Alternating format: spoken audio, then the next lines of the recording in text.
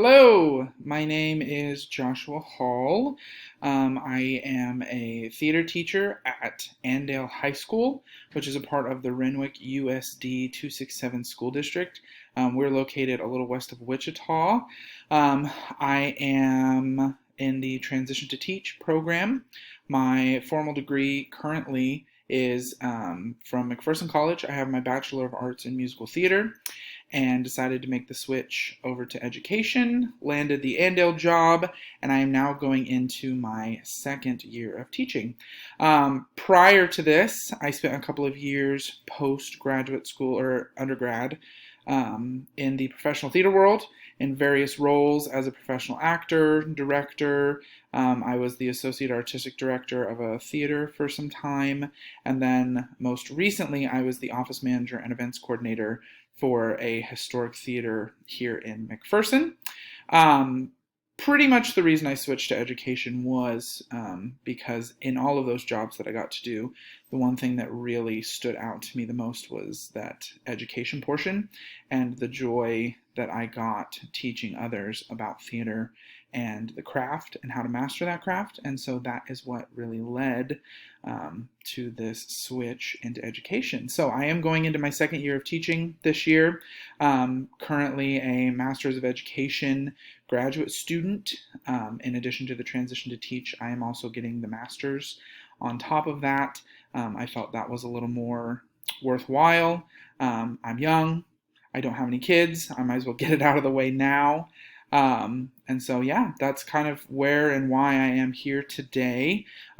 Leadership aspirations. I have toyed around with the idea of eventually getting an admin degree in the hopes of either being a principal or some sort of department chair or the like. But as of now, I really have no desire to continue my education after I finish my master's. For me to stay in the classroom. I'm really enjoying my time in the classroom.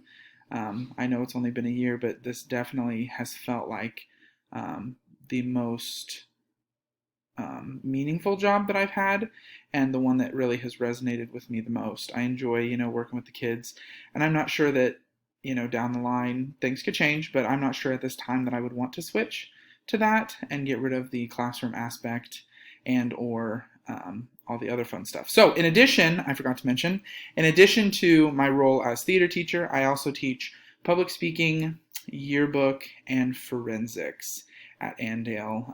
And then in addition to my teaching duties, I also produce a full season of shows.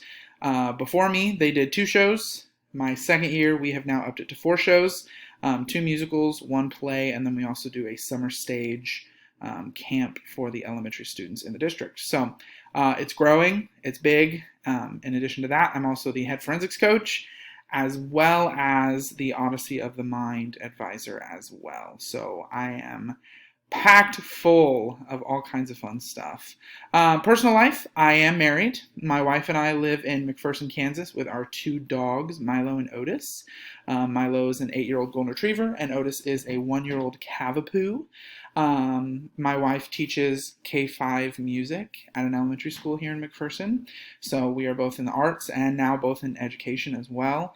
She's also a graduate student, and so we're getting this taken care of, like I said, before kids, in the hopes that we won't have to do it later unless we decide to. Now that we're settled in our careers. Hobbies. So in addition to my teaching stuff, I do still act on the side. I'm currently in a production of Mamma Mia at the Broadway RFD Community Theater in Lindsborg, which is the oldest outdoor theater in the state of Kansas.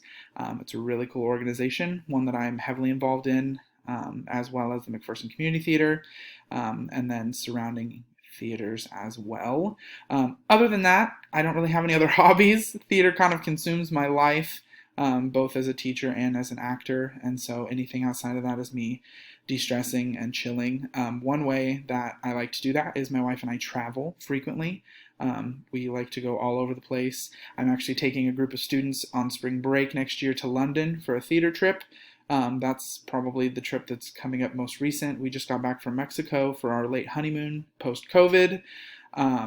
And so, yeah, we travel all over. That's a big priority to us, and probably the biggest hobby I have outside of performing and theater. So, good leader. So, through all the good leaders that I've experienced in my life, I've noticed they all share about 5 characteristics. One of which is they provide support to their team in a way that does not take credit for the work or overshadow the work that their team did to reach that success. I've also noticed good leaders lead by example.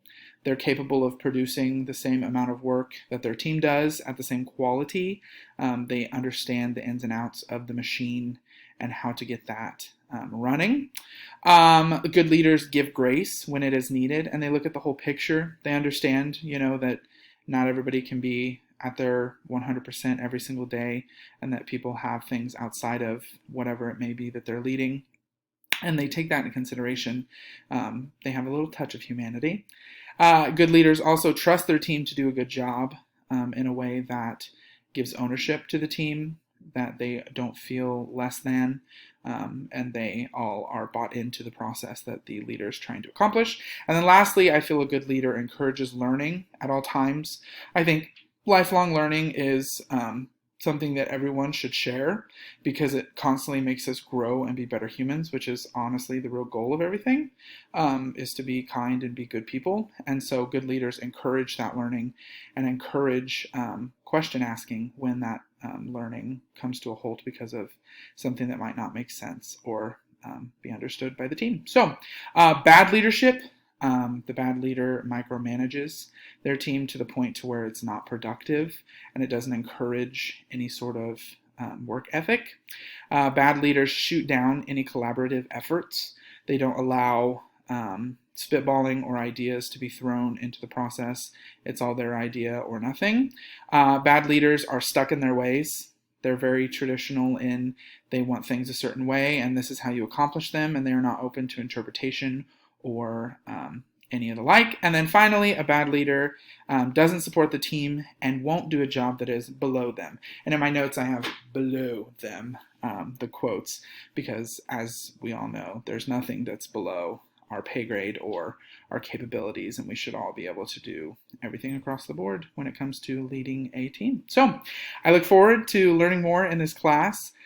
This is one that I've been looking forward to in the docket of things I need to do in order to achieve my master's. And so I look forward to learning and working with all of you. I hope you have a fantastic rest of your week.